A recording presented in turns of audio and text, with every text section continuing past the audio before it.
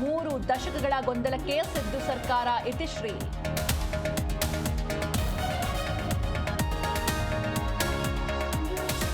ಕರ್ನಾಟಕದಲ್ಲಿ ಒಳ ಮೀಸಲಾತಿ ಪರ್ವ ಹೇಳಿದಂತೆ ನಡೆದಿದ್ದೇವೆ ಎಂದ ಸಿದ್ದರಾಮಯ್ಯ.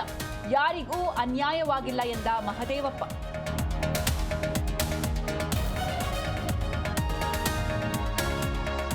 ಎಕ್ಸಾಮ್ನಲ್ಲಿ ಜನಿವಾರ ತೆಗೆಸಿದ್ದಕ್ಕೆ ಆಕ್ಷೇಪ. ಕಮಿಷನರ್ಗೆ 3 ವಿದ್ಯಾರ್ಥಿ ಪೋಷಕರಿಂದ ದೂರು. ಸರ್ಕಾರದ ವಿರುದ್ಧ ಅಶೋಕ್ ತೇಜಸ್ವಿ ಕಿಡಿ.